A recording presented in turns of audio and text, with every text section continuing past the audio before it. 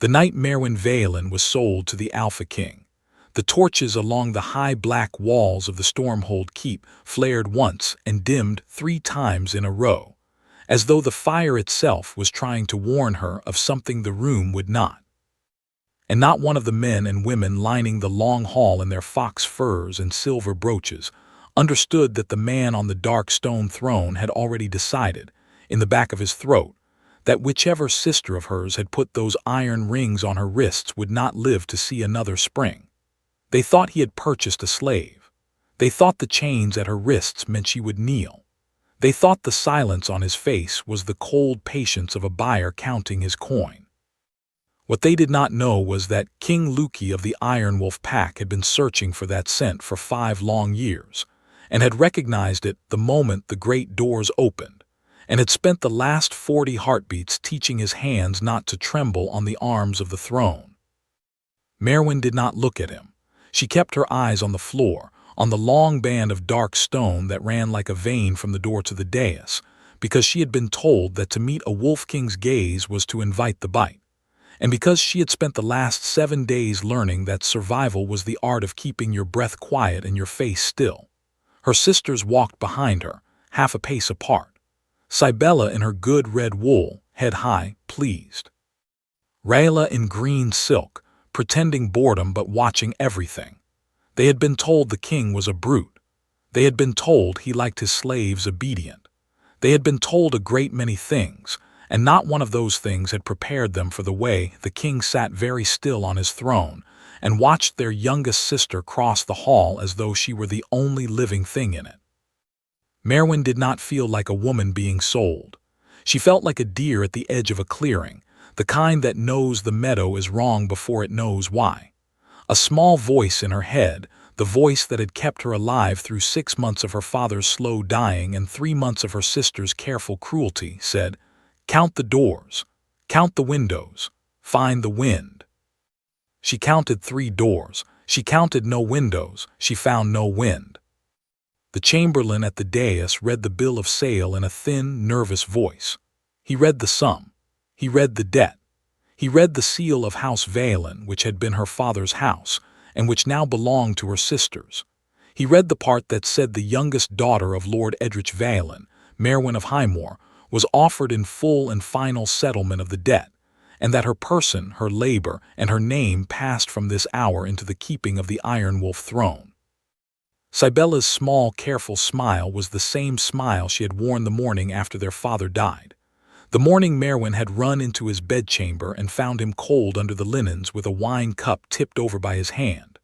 The morning Cybella had laid her arm around Maerwyn's shoulders and said, in a voice as smooth as cream, "Hush, sister. He is gone. We must be brave together now." She had been 22 and Maerwyn had been 17, and Maerwyn had believed her, because a person who has just lost her father will believe almost anything that comes wrapped in soft hands. She did not believe Cybella now. She had learned, slowly and at considerable cost, that the smile meant a stone had just been added to a wall. The king did not speak. The chamberlain finished. The hall waited for the king to acknowledge the sale, and the king did not. He sat on his throne with his hands flat on the dark wood of the arms, and his head was tilted slightly, the way a hound tilts its head when it has heard a sound the rest of the room has missed. And his eyes, Maerwyn could see them now, against her own better judgment, because she had glanced up for one breath and could not look away. His eyes were the color of winter water, gray and clear and absolutely awake. They were not the eyes of a man buying a slave. They were the eyes of a man recognizing something he had been told he would never find. Cybella stirred. She did not like being made to wait. "My lord king," she said in her courteous voice, the voice she used at festivals, "if the price has displeased you." "The price," Luki said. His voice was quieter than Maerwyn had expected. It was rougher. It was the voice of a man who did not waste his breath on people he did not respect. "The price," he said again, slowly, as though he were tasting the word and finding it foul, "is acceptable." He did not look at Cybella when he said it. He looked at Maerwyn. "Bring her forward," he said. Two of his guards in their gray cloaks stepped to her shoulders. They did not touch her. One of them, the older of the two, gestured with an open hand. "Come, my lady," he said. He said it like an apology. Maerwyn walked to the foot of the dais. Her bare feet were cold against the stone. Her wrists ached where the iron had rubbed them raw on the road. She did not kneel. The sisters had warned her to kneel. She had decided, somewhere on the road north, that there were things she could not stop and things she could, and the angle of her own knees was one of the things she could. The king saw it. She watched him see it. Something moved in his face that was not anger and was not surprise. It was, she thought, almost like grief, as though he had hoped she would still be standing and was not yet sure how to feel about being right. He rose from the throne.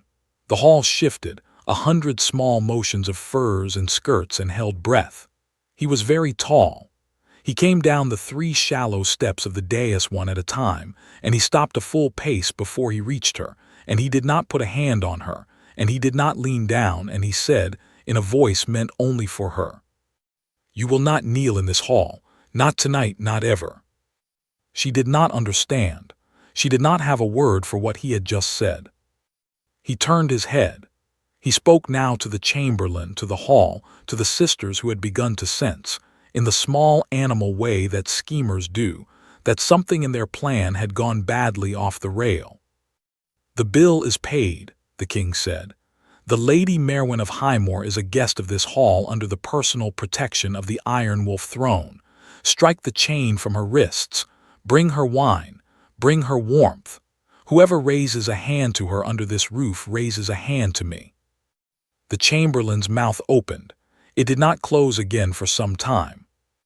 Cybele took a step forward. She had the sense finally to look afraid. "My lord," she said, "there has been some misunderstanding." The king's eyes moved to her. He did not raise his voice. He did not need to. "There has been no misunderstanding," he said.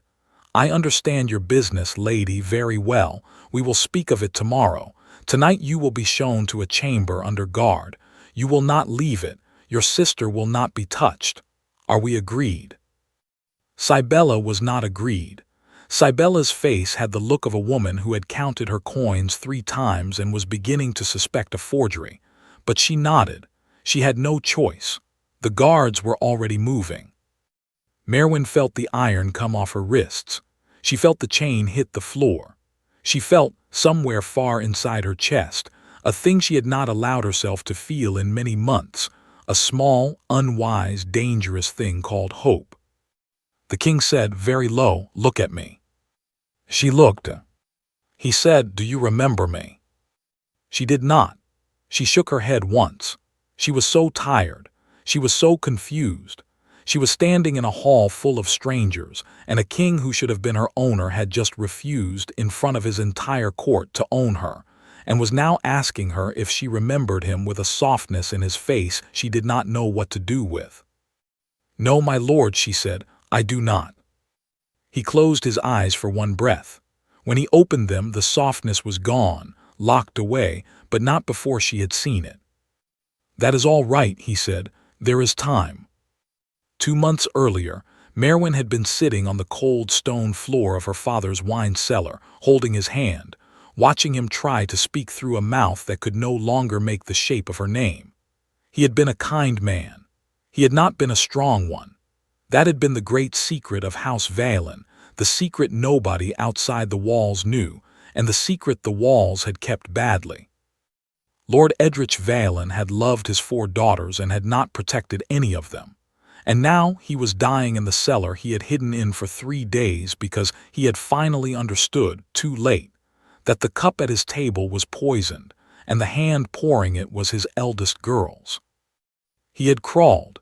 He had actually crawled down the cellar steps, vomiting silently into his own sleeve so that no one would hear. Maerwyn had found him by accident, looking for a candle. And she had not screamed because somewhere deep in the bottom of her, a small clear voice had said, "If you scream, you die next." She had sat with him instead.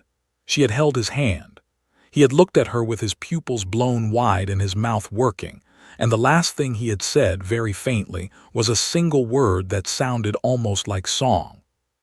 It had not been song, it had been her mother's name, Lyanna.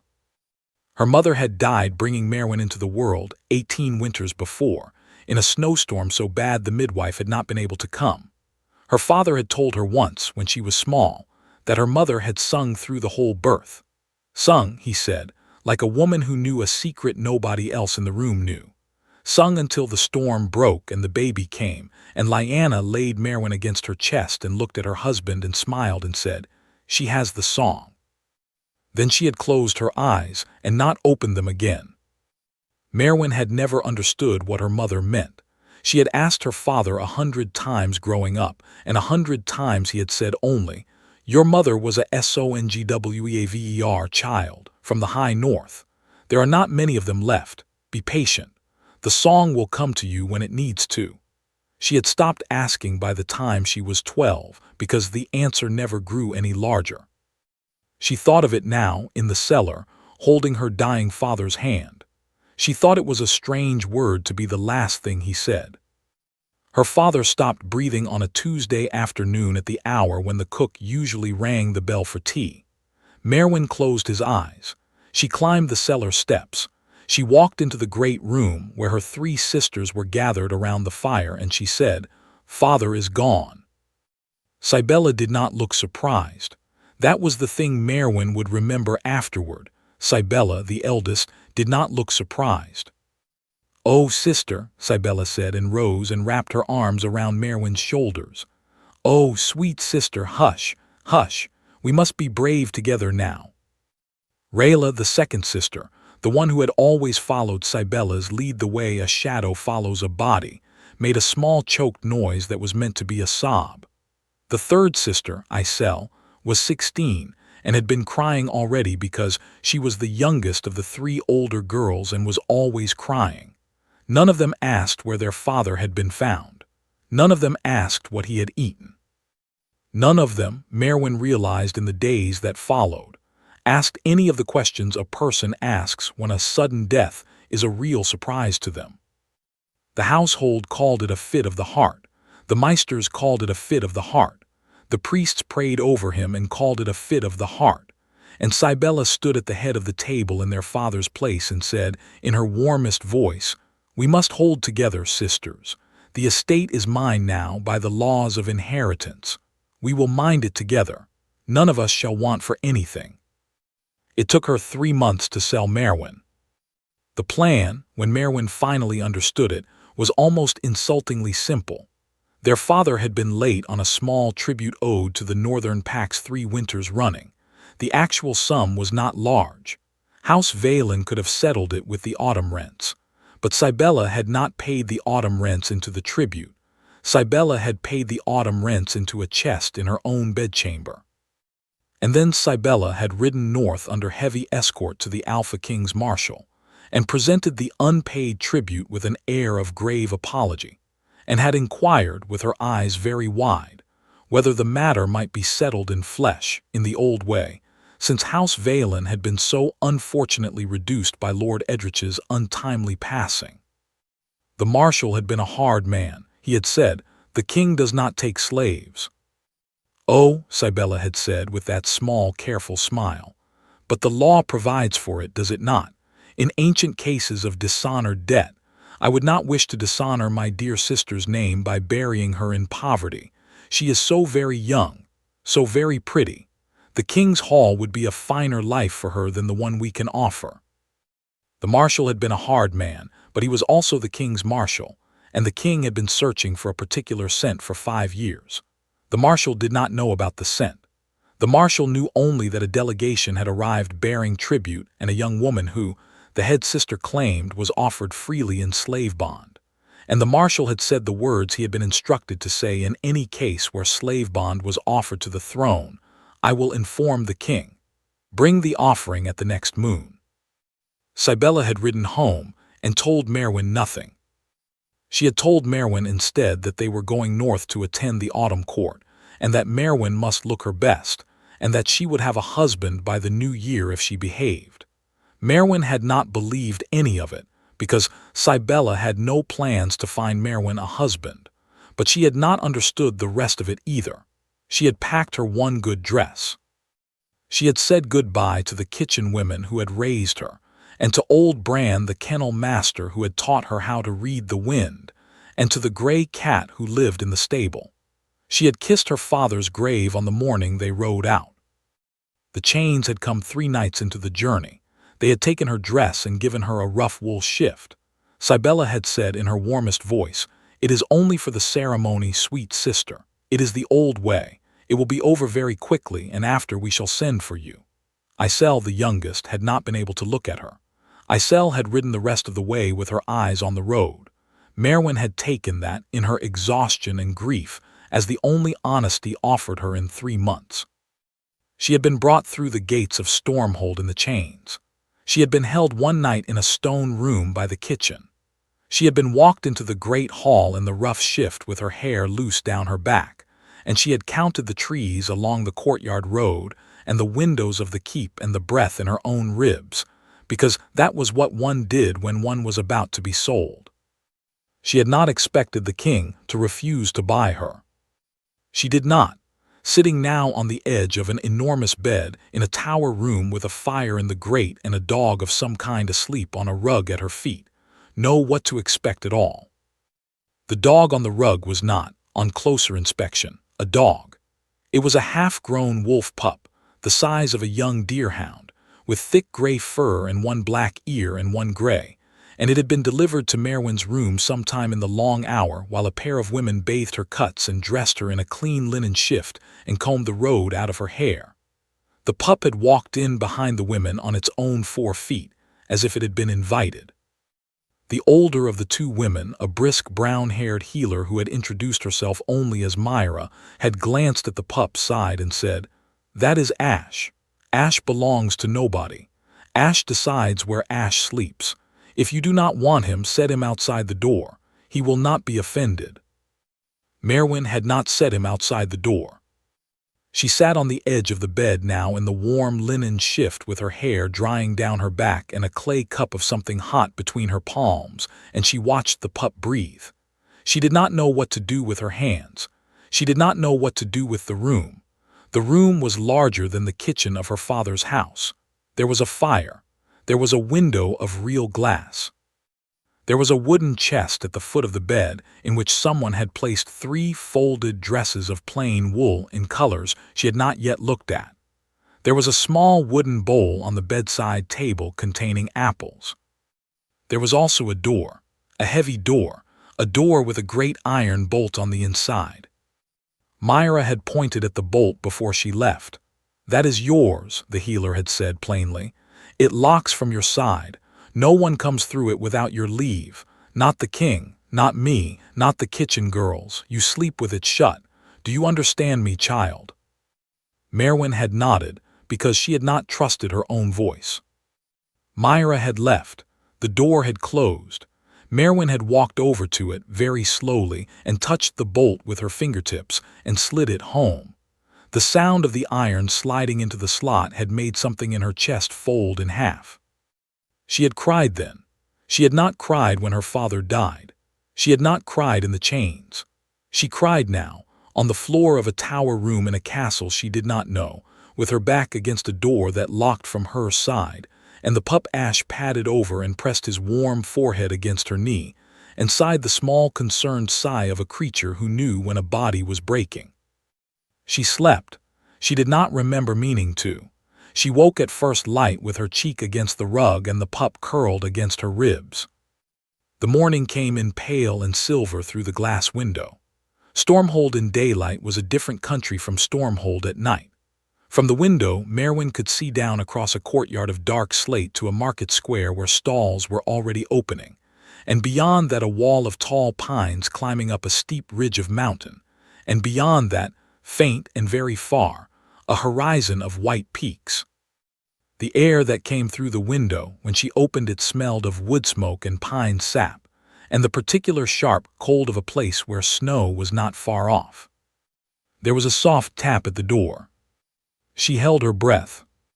A small voice said from the other side, "My lady, it is only Will. I have brought you bread." She did not know any will, but the voice was a child's voice. She slid the bolt and opened the door a hand's width. A boy stood in the corridor. He was perhaps 8 years old. He had black hair that stuck up in 3 different directions and a face that had clearly been scrubbed against its will not long ago. He held a wooden tray with 2 slices of brown bread, a small dish of butter, and a clay pot of honey. "Myra said I could carry it up," the boy said proudly. "She said I could. I am Will. I am the king's ward, sort of. I live in the kitchens. May I come in?" Maerwyn opened the door the rest of the way. Will set the tray down on the chest at the foot of the bed and turned and looked at her with the unself-conscious frank curiosity of a child who has not yet been taught to pretend disinterest. "You are pretty," he announced. "Myra said you were sad. You don't look sad. You look tired." A small surprised laugh fell out of Maerwyn's mouth. It startled her. It was the first laugh that had come out of her in something like 4 months. "I am tired," she said. "That is fair," Will said. He sat down cross-legged on the rug as though he visited tower rooms every day. "I would be tired too. Myra says you came a long way. Did you come on a horse? I love horses. I am not allowed to ride yet because I am too small, but I am going to be tall soon, Myra says." He chattered.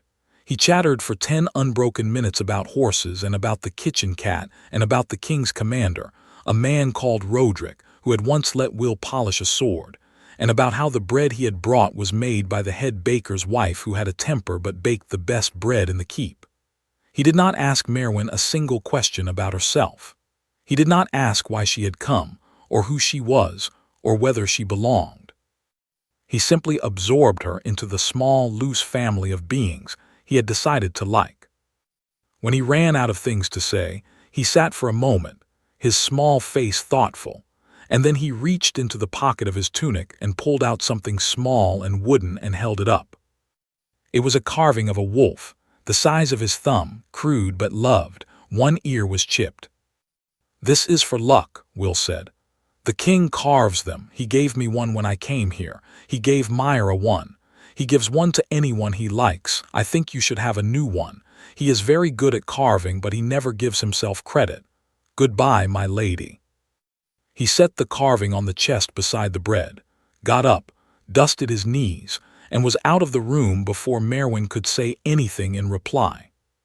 She sat for a long time looking at the small wooden wolf. "The king carves them." She picked up the carving. The wood was smoothed where a thumb had rubbed it many times. It was warm from the boy's pocket.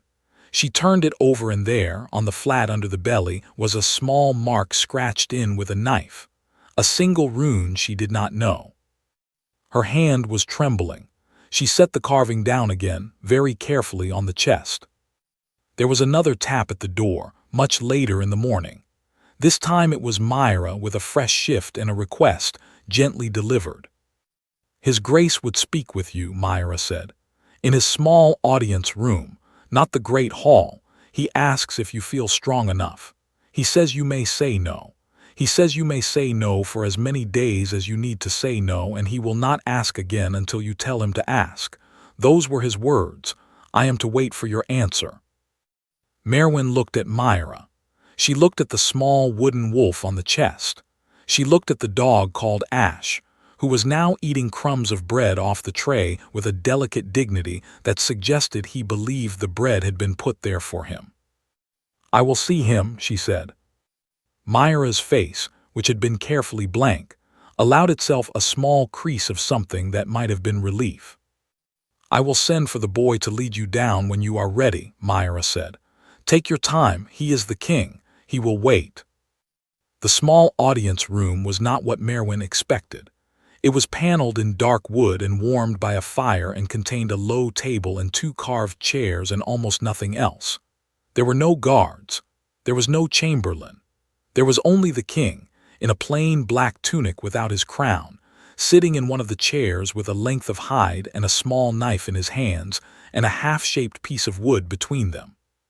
He set the knife down when she came in. He stood. He gestured to the second chair. He did not approach her. "Sit, please," he said, "or do not as you wish." She sat, her knees were grateful for it. He sat across from her. The half-carved wood went into a leather pouch at his belt. He folded his hands in his lap. He looked at her the way a man looks at a thing he is afraid of losing if he looks too long. "I owe you," he said, "more apologies than I am able to make in a single morning. I should like to make one of them now, if you will permit me." She nodded. She did not know what to say. "Last night," he said carefully, "I named you a guest of this hall. I did so because the alternative to acknowledge the slave bond your sister offered would have bound you to me under a law I do not honor and have no intention of honoring. I did not consult you because there was no time. I should still have consulted you. I am sorry." She found she could speak after all. Her voice was small, but it worked. "You did not buy me, my lord." "No. You paid the debt." "I paid the debt your father in fact owed, which was small. The remainder of the sum your sister demanded was a fiction. I paid that too, because to refuse it would have been to send you home with her. I did not think that would be wise." "It would not have been wise," Maerwyn said. The room went quiet for a moment. He looked at her, she looked at him. He was, she now had time to notice, perhaps 30 years old. There was a long, thin scar through his left eyebrow and another along the side of his throat. His hair was dark and not very tidy. His hands, folded in his lap, were the hands of a man who had used them. "My lord," she said slowly, because there was a question rising inside her she had to ask. "Last night you asked if I remembered you." "Yes." "Why?" He did not answer at once. He looked down at his hands. When he looked up, his eyes were that gray winter-water color again, and she thought again, as she had in the great hall, that no one had told her a king of wolves could look like that. "I will tell you," he said, "but not yet. You have not slept enough. You have not eaten enough. You have not been in this house long enough to know whether you wish to stay in it. I will not load that on you today." He paused. He chose his next words with the care of a man stepping on river stones. "I will tell you instead," he said, "a small thing about a fair at Greycliff 5 years ago in the autumn." Something in Maerwyn's chest gave a small sharp pull. "Greycliff," she said. "Greycliff," he said. "There was a trader at the autumn fair. He had a cage, and in the cage he had what he called a beast. He told the crowd it was a rogue wolf he had taken on the road. He charged a copper to look at it. He charged 2 coppers to spit at it. He charged 5 coppers to throw stones." Maerwyn sat very still.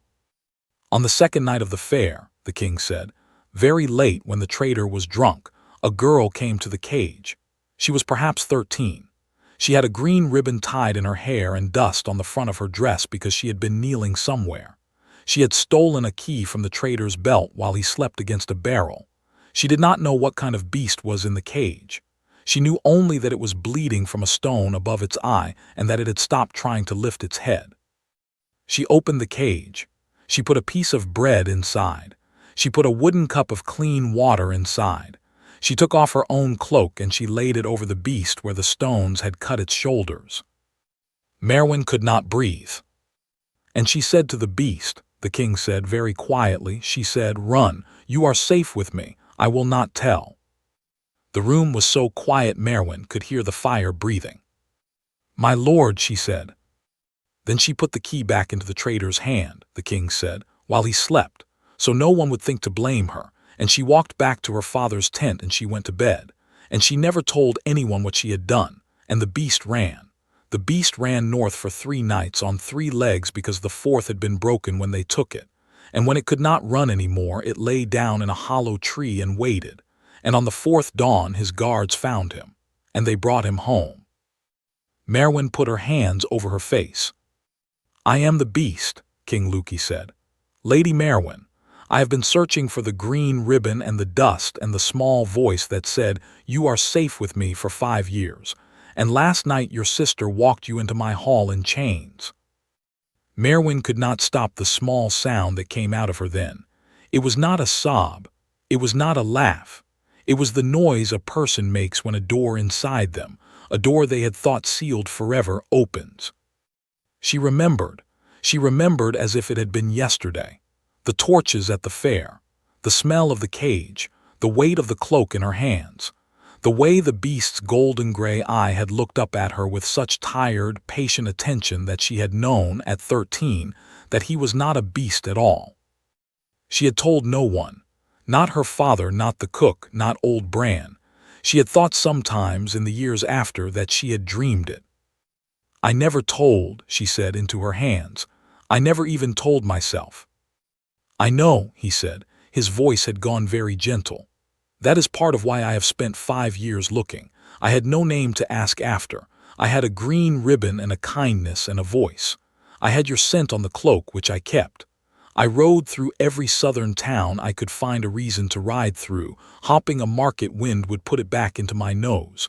I never caught it. I had begun to think I had imagined you." She lowered her hands. "And then my sister." "And then your sister," he said, "walked you into my hall." She looked at him. He looked at her. Neither of them spoke for a long moment. "I am sorry," he said at last, "for what your sister has done. I am sorry that the way I came to find you was the worst possible way it could have happened. I am sorry that you do not know me. I am sorry that you owe me nothing and I owe you everything. And I am asking you, lady, to stay here for as long as it takes you to decide what you want next, not as my slave, not as my guest, just as a woman who is owed a quiet room and a locked door in time." Maerwyn reached, without quite meaning to, for the small wooden wolf the boy Will had given her. She had carried it down to the audience room in the pocket of her dress. She set it on the table between them. "He said you carved them," she said. The king looked at the small wolf. Something in his face softened. "I have carved one a year," he said, "since I was 18 and recovering from a broken leg in my mother's hall. I did not always know who they were for. There are 6 of them. The one in your hand is the 7th. She held it tighter. "I will stay," she said. He closed his eyes for a long breath. When he opened them, they were wet. "Thank you," King Luki said. The next morning, the king's commander, a tall, hard-eyed man called Roderick, came up to Maerwyn's tower room with a careful face and a particular request. "My lady," he said, hat in hand at her doorway because he had not stepped inside, "I am to interview your sisters today. The king has given me leave to pursue the matter of the false debt, the matter of your father's death, and any matter besides which seems worth pursuing. I did not wish to begin without your knowledge. You may come down if you wish. You may stay where you are if you wish. You may also tell me anything you would like me to ask. I will keep your name out of it as far as I can." Maerwyn thought about it for the time it took to draw a breath. "I will come down," she said. Roderick nodded once. "I thought you might." She did not go in the dress they had given her. She went in a plain gray wool, her hair tied back in a single braid, her wrists bare. She wanted Cybella to look at her wrists and see no chain. She wanted Cybella to see also the woman she was when she was not being walked into a hall to be sold. The room they had given the sisters was a kind of guest hall on the lower floor, comfortable enough, but with 2 guards on the door. Cybella rose from her chair when Maerwyn came in, with the small, surprised laugh of a hostess greeted by an unexpected friend. "Sister," she said. "Oh, sister, what a fright you gave us all. I have been so worried. Come, sit.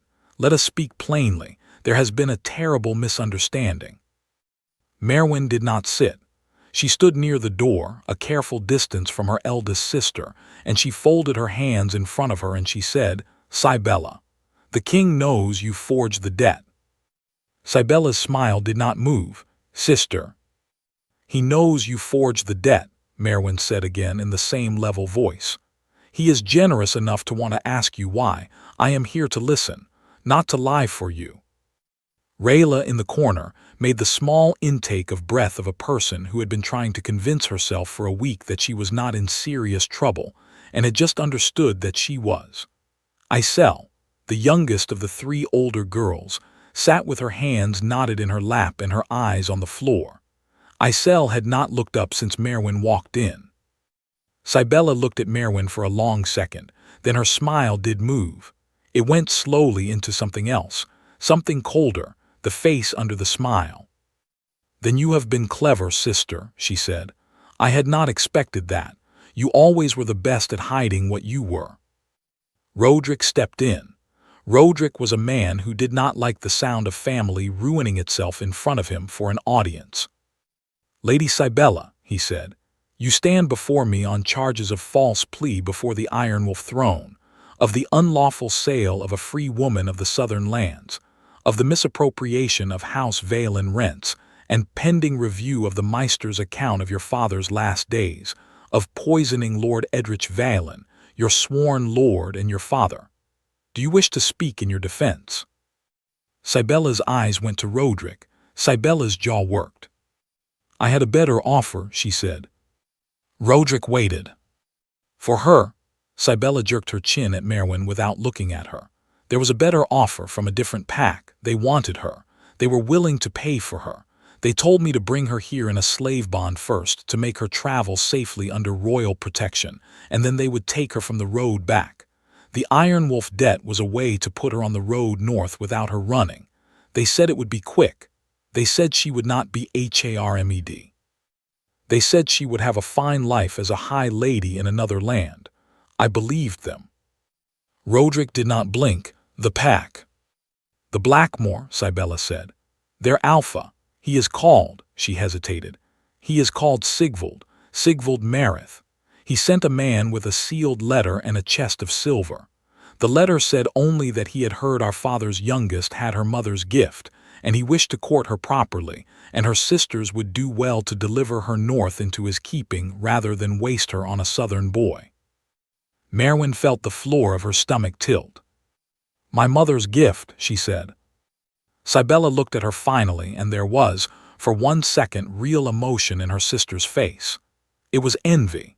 It was old, deep, careful envy that had been growing in her for 18 years. "You don't even know," Cybella said. "You don't even know what you are, do you? Father never told you. He thought he was protecting you. He thought if you didn't know, no one else would. He was a fool, sister. He was such a fool.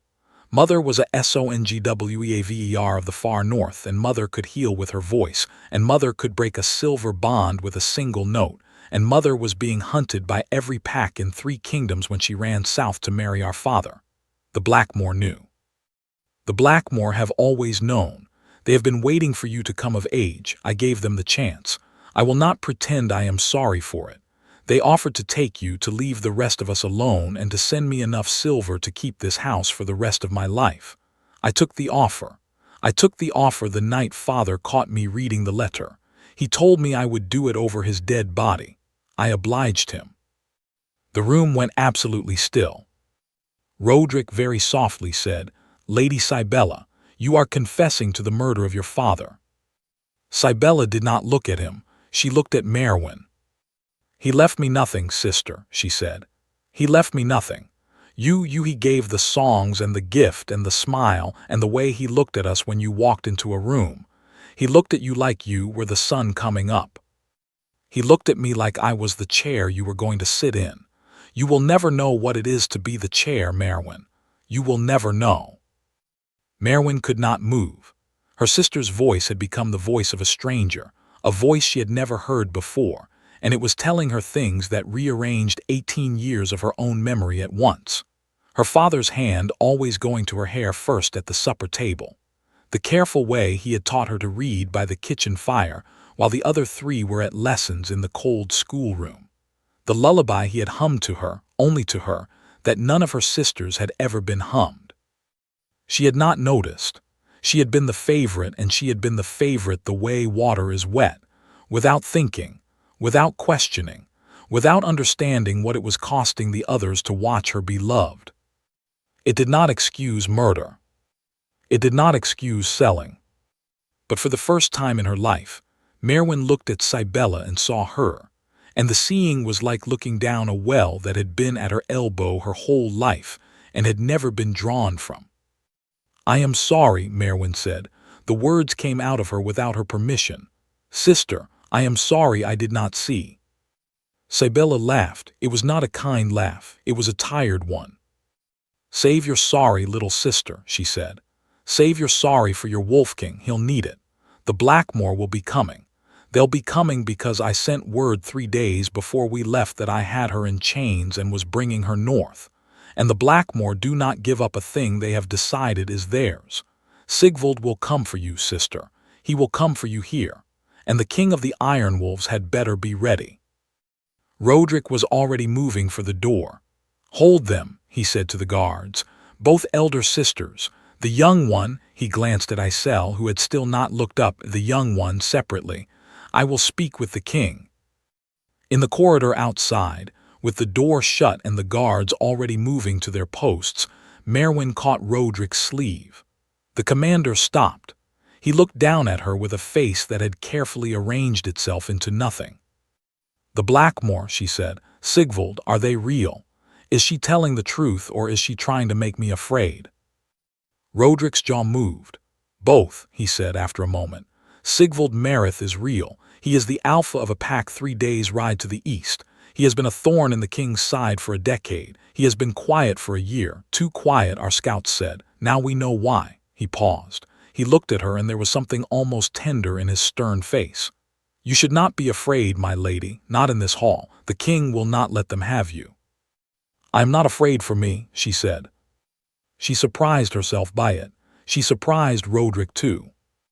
"I am afraid," she said slowly, "for him." Roderick looked at her for a long moment. Then he gave her the smallest, most careful smile she had ever seen on a soldier's face.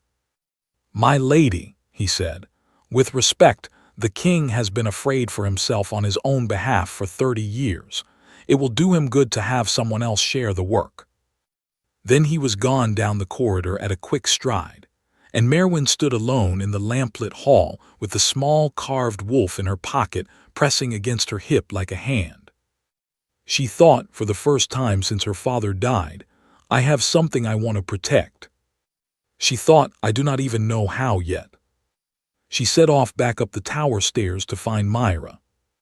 Myra was in the lower garden when Maerwyn found her, kneeling among rows of late autumn herbs with her sleeves rolled to her elbows and a small basket of cuttings at her hip. The garden ran along the south wall of the keep, where the sun was kindest, and even in the cold of the northern autumn, it smelled of rosemary and hawthorn and the faint sweet rot of last apples.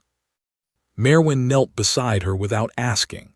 The pup Ash, who had attached himself to her now and would not be parted, flopped down in a sunny patch and began to chew thoughtfully on a fallen twig.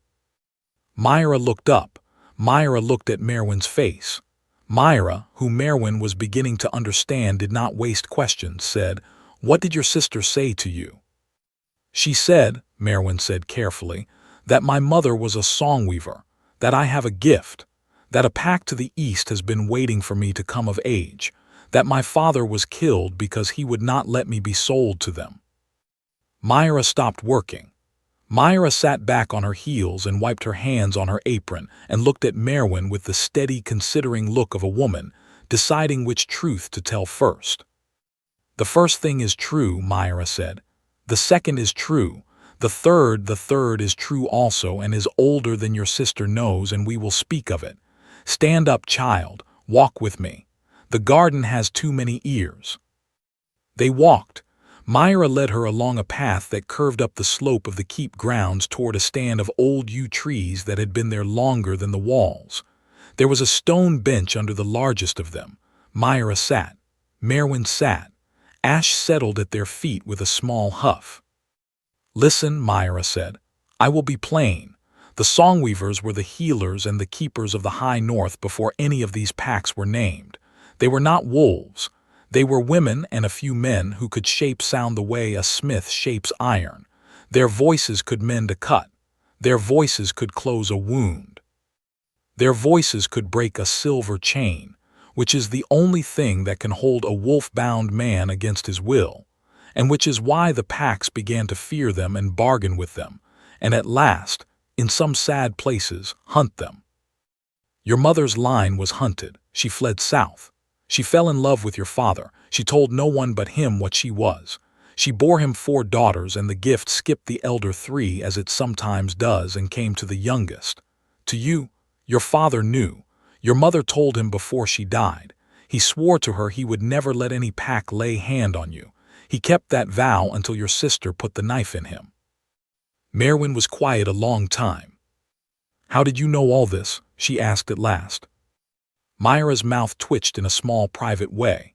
Because, child, I am also of the line, far back, 2 generations. My grandmother was a songweaver of the upper rivers. The gift did not come to my mother and did not come to me, but the knowing did. The knowing is a smaller thing, but it is a real thing. I came to this keep 10 years ago because the king's mother sent for me. The king's mother was kind. The king's mother was also afraid. She had heard there was a girl in the south the Blackmoor were watching. She wanted me close at hand against the day. His mother knew about me. His mother saved her son's life when he came home with 3 legs and silver in his shoulder 5 years ago, Myra said. She knew her son had been spared by a girl with a green ribbon in her hair. She knew the girl was probably you. She did not live to see you. She made me promise that when you came I would be ready. Maerwyn pressed her hands against her knees to keep them still. Will you teach me, she said, if there is a gift, if it is real, will you teach me how to use it before they come? Myra looked at her. Myra's face went, for one moment, very tender. It was the look of a woman who had wanted to be asked exactly that question for 10 years. Yes, she said, I will. They began that afternoon. They began in the small chapel below the keep that had not been used for worship in 2 generations because the room was empty and the door was thick and the stone walls did not let sound out. Myra lit 1 candle. She set Maerwyn against the far wall. She put her own back against the door. She said, hum, just hum, not a tune. Whatever sound your throat wants, close your eyes, do not try to be anything. Do not try. Maerwyn closed her eyes, she hummed. It was an embarrassed sound, thin and uncertain. Nothing happened. Again, Myra said, quieter, lower. Find the place in your chest where you are tired and hum from there. Maerwyn hummed from the place in her chest where she was tired. The note came out lower, steadier. The candle on the floor between them flickered sideways as though someone had passed close to it. Myra said softly, there it is. By the 3rd day, Maerwyn could make a small white gold light bloom in her cupped palms, the size of a walnut, when she hummed in the way Myra had begun to teach her. By the 7th day, she could close a small cut on the back of her own hand by humming over it. By the 10th, she had healed the bruised paw of Ash the pup, who had jumped wrong off a wall and had felt a kind of warm tide go out of her own ribs and into the dog's foot, and had nearly fainted afterward, and Myra had said, yes. There is always a price, always remember that. Luki did not interrupt these lessons. He did not visit the chapel.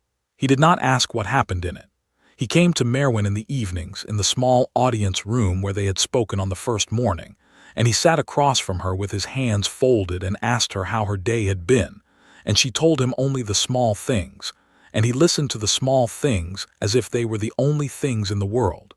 He spoke of his own day in the same currency, the dispute he had settled between 2 ranchers over a ram, the letter he had received from the southern court, which had begun to suspect, very late, that something in the matter of House Vaelen would not be allowed to lie quiet, the new horse in the stable that had bitten the stable master twice and was therefore probably going to be the king's favorite horse for the rest of its life. He made her laugh. She had not expected that of him. He was dry and a little wry, and he had a way of telling a story about a fool that did not name the fool but somehow made you understand that the fool had been him. On the 17th night, he said, tomorrow night I would like to walk with you in the upper garden after supper. There is a frost coming. I would like you to see the stars before the cloud comes in. She said yes. He paused, he looked at her. His hands on the table did not fidget, he never fidgeted, but the air around his hands fidgeted on his behalf. I should also, he said, say something to you that I have been failing to say for 2 weeks. I would like you to know I am not courting you. I do not mean to court you while you are still a guest under my roof and dependent upon my hospitality. The imbalance is not a thing I am willing to use. I want you to know I am not using it. When you are well, when the matter of your sisters is settled, when you are free to leave this hall under your own choice and your own coin, and you will be, then, if you wish me to court you, I will. Until then, the walks and the suppers and the small audience room are not bargains. They are only what they look like. They are friendship. Do you understand? I understand, she said. Thank you. He looked relieved. Then, very quietly, almost to himself, he said, although the wolf in me is not friendship-minded, and you should know it for the truth. She blinked. The wolf in you. He smiled. It was a tired smile and an honest one. There is the man, he said, and there is the wolf. The man speaks careful words about hospitality and imbalance and friendship. The wolf walks behind him and growls. The wolf has been growling since the doors of the great hall opened. The wolf is, at this moment, lying in front of the door of your tower room every night between midnight and dawn. I cannot stop him. I have tried. I am telling you so you will know. If you do not want him there, say so. He will mind, he will sulk, he will mind. Maerwyn sat very still. He has been outside my door at night, she said. From midnight to dawn, Luki said. Every night for 14 nights. Why? He looked at his hands. Because the keep has many corridors, and you do not yet know who walks them, and the wolf wants to know that nothing comes within 10 paces of your door without his nose on it. She did not know what to say to that. She said, tell him thank you. He looked up, he looked at her. His face did something complicated. I will, he said. The Blackmoor came on the night of the first hard frost. They came not as an army, because Sigvald Marith was clever, and an army would have brought the Iron Wolf banners up onto the mountain pass. They came as a small fire set. 12 men in dark cloaks slipped over the south wall in 2s and 3s through the small mercy of a guard who had been bought 3 months earlier and had spent every night since regretting his purse. They lit the lower stables first, because the smoke would draw the keep's defenders down, and the lower stables had only one boy sleeping in them, a boy who had been bought as well. The stable boy had not gone to his post that night. The stable boy had gone, instead, to Roderick finally at sundown, white in the face, and confessed everything, and Roderick had thanked him and put him in a cell for his own safety, and had tripled the watch on the south wall and had not told the king. He had not told the king because Luki was in the upper garden walking with Maerwyn under the early stars, and Roderick, like every man in that keep, had decided that the king would have one evening of stars before the world came back for him. It was a kindness. It was, in the event, almost a fatal one. Maerwyn had seen the comet. She did not know it was a comet. She had only thought it was a strange star, low and bright above the pines, with a smear of white behind it like a thumbprint of milk on the sky. She had asked Luki what it was. He had stopped on the path with her on his arm. They were walking arm in arm now, in the small, careful way they had begun to walk, his sleeve against hers and nothing else, and had looked up and said, "A wandering star, my lady." The southern almanacs call it Melia's tear. It comes once in a long while, and it is supposed to mean. He stopped. He stopped because he had smelled something the wind had carried over the south wall, and his head had turned sharply toward the lower courtyard, and his whole body had gone stone-still in the way Maerwyn was beginning to recognize. "Smoke," he said. "Maerwyn, get behind me." She did not get behind him. She did not even think about it. She turned with him. The lower stables were already burning. The orange of it was climbing the south wall, up through the slits of the keep, and a thin, terrible scream of horses came from below. Roderick, Luki breathed. "I am here, my king." Roderick was already up the path, sword in his hand, 3 of his guard behind him. "It is not horses we worry for. The fire is a draw, 12 men over the wall by the count of the stable boy. The boy came to me at sundown. I posted men. We will hold the lower hall. You must hold the upper. They will come for her." He did not have to say who. He looked at Maerwyn. "Lady," he said quickly because there was no time. "Stay close to him. Do not let him be alone. Do you hear me? They are not here to kill the king. They are here to take the king out of your way. They will try to wound him, separate him, leave him for the Meisters, and carry you down to the south gate while we are putting out fires. I know how Sigvald hunts. Stay close." Maerwyn nodded. Her mouth had gone dry as stone. Her hand had gone, without her thinking it, to the small wooden wolf in the pocket of her cloak. Roderick and his men ran for the lower courtyard. Luki drew the long, thin sword at his hip. She had not even seen that he was wearing it. He had worn it under his cloak all evening, as he wore it always. And he caught her hand with his free hand, and they ran together along the upper garden path toward the door of the keep. They almost made it. The two men came out from behind the old yew at the corner of the garden, both in dark cloaks, both with short curved blades, both moving fast and silent. They had been waiting there for him. They had probably been there since the lower courtyard caught. They were good. They were very good. Luki pushed Maerwyn behind him and met the first of them blade to blade with a sound like a struck bell. The second went around him for her. Maerwyn had no weapon. She had only the small wooden wolf and the pup Ash, who had come bounding up the path behind them and who lowered his head and snarled at the cloaked man with the unconvincing fierceness of a creature who knew how to act brave but did not yet know how to be it. The cloaked man kicked the pup. Ash flew 6 feet, hit the wall, and did not get up. Something in Maerwyn, something that had been sleeping under her ribs for 18 years, and had been gently awakened in the chapel over 17 patient days, woke all the way up. It came not as fire and not as light, but as sound. It came as a long, low note that she did not choose to make. It tore out of her throat the way a held breath tears out of a held breath. It was not loud. It was not even a shout.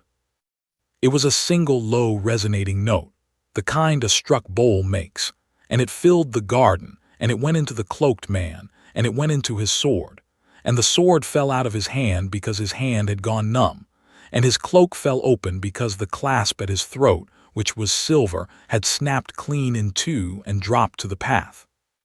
He stared at her. He stared at her with an open, dumb face like a man who has just heard a language he was told did not exist. "Songweaver," he said. She hummed. She did not even hum a tune. She hummed the same note, quieter, longer, and she stepped forward, and the man stepped backward, and he stepped backward into the wall. And then he simply slid down the wall and sat at the foot of it with his eyes open and his breath shallow, and did not move. She had not killed him. She had only put him to sleep. She had only opened the door of his body and walked the running parts of him out and laid them down. She would understand this later. She did not understand it then. She turned. Luki had just put his blade through the chest of the first cloaked man. He pulled it free. He looked at her. He looked at the man slumped at the foot of the wall. He looked at her again. He did not have time to ask. The third one came over the garden wall. This one Maerwyn did not see in time. This one had a small dark crossbow, and he was 30 paces off, and he loosed the bolt at the king's back as Luki was turning toward her. Maerwyn did not think. There was no thought. The note in her throat went higher, and it went sharper, and it went toward the bolt the way a hand goes toward a flying glass to catch it. The bolt did not stop in the air. The bolt was not made of silver and could not be unmade, but the bolt slowed. The bolt slowed and dropped, a hand's breadth before it would have gone into the king's back and clattered onto the path between them. The man on the wall stared. His mouth was open. Luki was already moving. The thin sword went, and the man came off the wall. There was a long, quiet moment in the upper garden then, in which neither Maerwyn nor Luki spoke, because neither of them had breath enough to speak, and because below them the lower courtyard was full of the shouts of Roderick's men driving the fire-setters back into the burning stables, and because somewhere in the middle distance a bell had begun to ring the alarm. Luki crossed the path to her. He did not put his hand on her sword arm because he did not have a sword arm. He put his hand on her face. He cupped her jaw in his palm and he looked at her. "You are Shaking," he said. Sit down, Maerwyn, sit." She sat. She had to. Her knees had decided. He knelt in the path in front of her. He did not let go of her face. "You stopped a bolt," he said. His voice was wrecked. "You stopped a bolt with a sound." "I did not know I could," she said. The words came out small. "I did not know." "My love," he said. "Neither did I. You are the most." He stopped. He had said a word he had not meant to say. He had said it without permission. His face went still around it. She looked at him. His hand on her jaw had not moved. She said, "Say it again." He looked at her for a long beat. He said it again. "My love." The bell at the lower courtyard rang the all clear. Footsteps were coming up the path, Roderick, by the cadence, with men behind him. Luki did not move his hand. Maerwyn did not move her face. The world around them moved. "Later," she said, very quietly. "There will be time for the rest of this later." "Yes," he said. Ash, she remembered then in a small panic. Ash, the pup he was. "I saw him move," Luki said. "He is winded. I will carry him in. Myra will look at him. He is too stubborn to die, my love." She made a sound that was nearly a laugh. It came out cracked. He gathered the pup gently into his arms. Ash, dazed, put his small black-tipped chin against the king's shoulder and breathed heavily but breathed. They walked together back into the keep. They did not let go of each other's hand. In the deep hours after the fires were out, when the dead had been counted, and the wounded had been carried into the lower hall, and Roderick had gone out himself with a quiet party to harry the running tail of the Blackmore men back across the eastern ridge, Maerwyn sat in the small audience room with a cup of warm wine in her hands, and the pup Ash in a folded blanket on her lap. Myra had set the dog's ribs and pronounced him annoyed but unbroken. Luki sat across from her in the same chair he always sat in the same plain black tunic, with the small curl of dried blood at his hairline that Myra had insisted was nothing. He had not changed his shirt. There were 3 rust-dark stains down the front of it. None of them were his. The room was quiet. The keep was quiet. The world was quiet for the first time in many hours. He spoke first, because she was not yet able to. "Maerwyn," he said, "I want to tell you what I should have told you a week ago and was too cautious to say. May I?" She nodded. "When I was 18, he said, and I was lying in a hollow tree with my leg broken 3 days from any pack of mine, I made a small private vow. I made it because I thought I would die there. I made it because I had spent the last 2 days alive on the kindness of a southern girl in a green ribbon who had no reason to be kind to me and was anyway. I had not even known her name. I made the vow regardless. I said to whatever god of wolves was listening that if I lived, I would find that girl, and I would find out who had taught her to be kind to a beast at 13, and I would spend the rest of my life standing between her and any harm that came to her, no matter what shape that harm took or what shape that meant I had to take to stop it." He paused. He chose his next words. "I did not know," he said, "that I was making a marriage vow. I thought I was making a debt. I thought I was making a thing called gratitude. I have lived 12 years now believing I was. I understand now that I was not. The wolf in me knew at 13 what the man took 12 years to know. The wolf in me knew the day you put your hand on his ribs in that cage and said, 'You are safe.' He has been mine since that night. I have been his since that night. The man and the wolf disagree on many things. They have never disagreed about you. I love you, Maerwyn Vaelen. I am not asking you to love me back. I have only walked 12 years to tell you I love you, and tonight you stopped a bolt for me with your voice, and I will not sleep tonight without saying it out loud." She set the cup of wine down. Her hand was steady, her chest was not. "You said it twice in the garden," she said. That was an accident." "It was not an accident." He looked at her. "No," he said, "it was not." She moved Ash carefully from her lap to the chair beside her. She stood. He stood. He did not move toward her. He had never moved toward her first in all these weeks. He waited. He had learned somewhere in his life that there were things you had to let come to you because forcing them would change what they were. She walked across the small space between them, and she stopped a hand's breadth from him, and she looked up at his face. She had not been this close to him before. She could see the small white scar through his eyebrow. She could see the very faint stubble on his jaw. She could see the dark color around the gray of his eyes, and she could see, now that she was close enough to see it, that his eyes were wet. "My king," she said. "Luki," he said, "please." "Luki," she said, "I have been afraid of many things in my life. I have been afraid of my mother dying before I knew her. I have been afraid of my father dying because he was too gentle. I have been afraid of my sisters since the day I understood that what they smiled at me was not love. I have been afraid of the chains and of the road and of the hall. I have been afraid every day since I was a child that the world would take any tender thing I had if I held it where it could be seen. I have never," she said, "been afraid of you." She put her hand against his chest. She felt his heart through the wool of the bloodied tunic. It was not a steady heart. It was a hard, fast, battering heart that did not match the careful man standing inside it. "And I am not afraid of you tonight," she said. "And I love you also. I have been trying not to know it for 2 weeks. I will stop trying." He did not move. He did not breathe. "May I kiss you?" he said. "Yes." He cupped her face in both hands the way he had cupped it in the garden. He did not bend down at once. He looked at her for one long count of breath, as if memorizing her face for some later moment when he might need to remember it. Then he leaned, and his mouth touched hers, and the world for half a heartbeat went absolutely silent. He kissed her gently. He kissed her like a man putting down a thing he had been carrying for a long, long time. When he straightened, his forehead came to rest against hers, and they stood like that for a while, breathing. "Maerwyn," he said. "Luki, I am going to have to leave at dawn." She closed her eyes. She did not pull away. "Sigvald." "Sigvald has shown his hand," he said. "We cannot wait for him to show it again.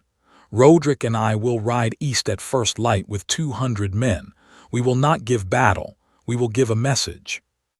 We will go to the edge of the Blackmoor lands, and we will plant the king's banner there, and we will let it be known that Sigvald Mareth has chosen to be the next pack written out of the histories. We will let him come to us. He will. He cannot afford not to." "How long?" 10 days, 12, no longer. I have given Roderick a list of reasons not to let me die. You are the first item on it." She made a small dry sound. "Luki." "Maerwyn, listen to me carefully. The keep is yours while I am gone. Myra knows. Roderick's second knows. The Chamberlain has been told. There is no one in this house who will not bend a knee to you. I am leaving you the keys. I am leaving you the seal. If I do not come back, the keep and the pack are yours, and the Chamberlain will sign whatever you sign. I have already drawn the papers." "Don't do that," she said. "Don't." "It is only a paper," he said. "I am coming back.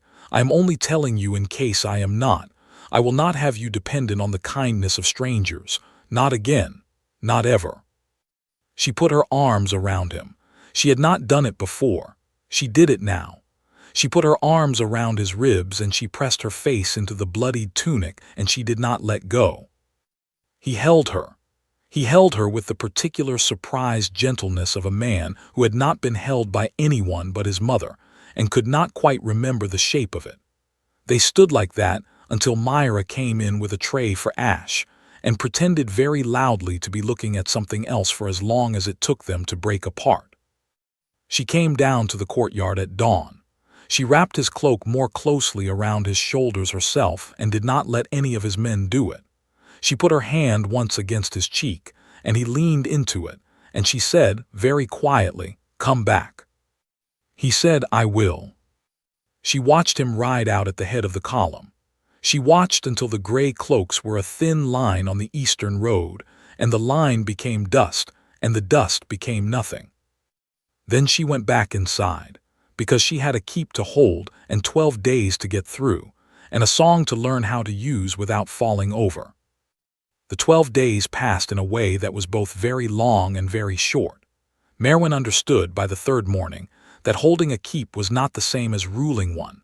Luki had been kind to use the word hold, because it meant only that she was to keep things steady and not lose them. But holding still required showing up, and Maerwyn made herself show up. She sat in the small audience room each morning with the chamberlain at her elbow and listened to whatever the keep had to bring her.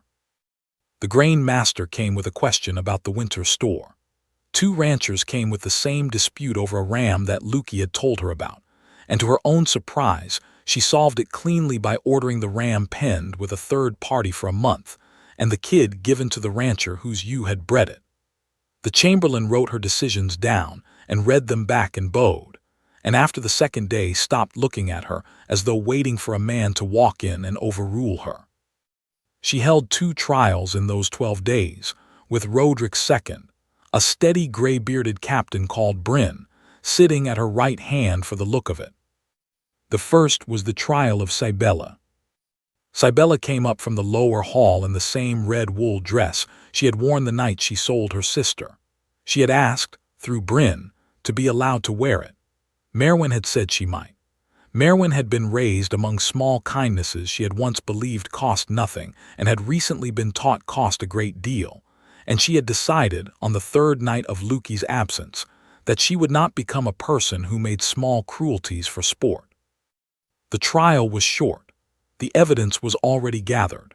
The Meister had completed the examination of Lord Edrich's exhumed bones, and there was, exactly as Cybele had said with her own mouth in the guest hall, the unmistakable trace of an apothecary's poison in the ribs and at the base of the skull. The forged debt had already been read aloud and admitted in Cybele's hand. The Blackmore letter, recovered from the chest in Cybele's bedchamber by a small party Roderick had sent quietly south the morning after the fires, was read aloud in court. There was no defense. Cybele did not offer one. She stood with her chin up and her hands folded and waited. When the time came for sentence, Maerwyn sat in the high seat of her father's name, and she looked at her sister for a long moment. Cybele Vaelen, she said. The name came out steady. By the laws of the southern lands and by the word of this hall, you have killed your father, sold your sister, and brought a foreign blade into the hall of the king who sheltered her. The penalty written in the books is death. Cybele did not blink. I am not going to write it, Maerwyn said. A breath went around the court like a small wind. My father loved you, Maerwyn said. Before he loved any of us, he loved you. You were his first child. He told me once that he had taught you to read before he taught any of us, and that you had been so quick at it that he had cried the first night you read a verse aloud to him because he had thought no daughter of his could be that bright. He failed you. He failed all of us. He failed you the most because he forgot, somewhere between the third and the fourth of us, that being loved more by him would have saved you. He stopped looking at you the way he should have. I think you spent your whole life waiting for him to look at you that way again, and it never came, and one day you decided that if a thing was not going to be given you would take it. I do not forgive you. I am not your judge. I am only your sister. I will not write a death warrant for my sister. You will be exiled, she said, to the Western Islands under sealed banishment. You will not return to any kingdom under the Southern Crown nor to any pack under the Iron Wolf throne for the remainder of your natural life. You will go in a small boat with a small purse and a sealed pardon for your life. You will go alone. If you come back, the writ is read again and the second writing is the death you were spared. Do you hear me? Cybele was crying. She had not cried in a long time. She was crying without making a sound. Her shoulders shook once. I hear you, sister, she said. You will not call me sister again, Maerwyn said. Not in this house, not in the boat, not in the islands. I am taking the word from you because you have done it harm. Do you understand? Yes, Cybele said. Take her down, Maerwyn said. The second trial was Rayla's. Rayla was found to have known of the plan and not acted, and her sentence was a softer banishment. To a southern abbey, 3 years of service. no contact with any household of standing. Rayla, who had wept through the whole hearing, accepted this with such relief that Maerwyn understood her sister had expected to die, and had been preparing in her own way to die with what dignity she could find. Isel, the youngest of the three older girls, was not tried. Isel had come to Bryn on the second night and told him a great many things she had not been brave enough to tell anyone before. Isel had told him that she had been writing letters to old Bran the kennel master at Highmoor for 2 months in a code their father had taught them as children, telling him their suspicions about Cybella, asking him to keep records of the visitors at the manor, asking him to be ready in case the worst happened. Old Bran had kept the records. Old Bran had ridden himself to the southern court 3 weeks ago when Cybella set out for Stormhold with Maerwyn in chains, and had laid the records before the southern lords, and had set in motion a quieter inquiry of which Roderick had, in fact, already known. Isel had been the inside of that. Isel was 16 and had been alone and afraid and had done what she could. Maerwyn called her up to the audience room privately, and they sat together by the fire, and Maerwyn took her younger sister's hand, and they did not speak for a long time. When they did speak, they spoke about their mother. Neither of them remembered her. They had both been told different stories about her by their father at different ages. They compared the stories and found that the woman who emerged from putting them together was someone neither of them knew, but both of them wanted to. Maerwyn told Isel that she could stay at Stormhold as long as she wished, on her own coin and her own terms as a guest. Isel, after a long silence, said she would like to learn from Myra. Maerwyn said she thought Myra would be glad of it. On the 11th evening, Roderick's outrider came down the eastern road on a lathered horse with news that Sigvald Marith had taken his second-in-command's offer of single combat in lieu of full-pack engagement, and had lost, and that the Blackmoor pack was now leaderless, and that the new Alpha, the second-in-command, a quiet man called Eirik who had been waiting 20 years, had ridden up to the king's planted banner at first light with no army and a single white cloth, and had asked for terms. The terms had been signed at noon. The Blackmoor would not be written out of the histories. The Blackmoor would, instead, take an oath to the Iron Wolf throne, and the new Alpha would marry his eldest daughter to a captain of Luki's choosing, and the matter of the southern songweaver would never be raised again under any roof in any kingdom for as long as the iron in this earth was iron. Luki was riding home. 2 days' ride, the outrider said, perhaps less if the weather held. Maerwyn went up to the upper garden when the outrider was finished. She walked alone except for Ash at her heel. She stood under the old yew tree where Luki had told her about Melia's tear, and she pressed her hand against the bark, and she let herself, for the first time in 12 days, feel how afraid she had been. She cried a lot. The pup pressed his nose against her ankle and did not look away. When she had finished, she walked back into the keep and went to the kitchens and helped the head baker's wife make the bread for the next day, because she had decided that if the king was going to ride home into a hall, the bread should be hers. He came in at sundown of the second day in a column of tired men and tired horses. She was at the gate when he rode through. She did not run. She walked down the steps to him, and he swung off the horse before it had quite stopped, and he caught her against his chest, and he did not say anything for some time. There was no one in the courtyard who pretended not to be watching, but neither of them noticed. He whispered finally against her hair, "You held it." She said, "Yes." He said, "I love you." She said, "I know, come inside, the bread is mine."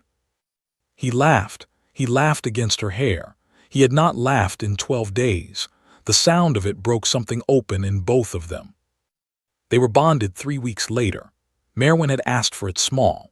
Luki had asked for nothing at all and would have agreed to a ceremony in the snow with no witnesses if she had asked him for that. The ceremony in the end was held in the upper garden under the old yew tree, with Myra and Isel and Bryn and Roderick and Will and Ash present, and the chamberlain, who insisted on his proper place, and the head baker's wife, who insisted on hers. There was no slave bond and no chain. There was only a length of woven gray wool that Luki tied around their joined wrists himself, and a single question he asked her in the old tongue, and a single question he asked her in the common tongue, and a single answer she gave him in both. He marked her gently at the place where her shoulder met her throat. She marked him back in the same place, because she had been taught the choice was hers and had decided to take it both ways. The bond bloomed in her chest like a window opening into another room. She could feel him now faintly, even when they were not in the same hall. She could feel his wolf, which was a quieter creature than she had expected, and which was, she had learned to her amusement, sentimental about her hair to a degree the man within him would never admit. That night in the keep in their room, with the bolt drawn from the inside and the fire low and Ash asleep across the hearth, she put her head on Luki's chest and listened to the sound of his heart, and she thought, very quietly, that there was a kind of love that came after the dying for it had stopped, and that nobody had ever told her about that one, and that this was the kind she had.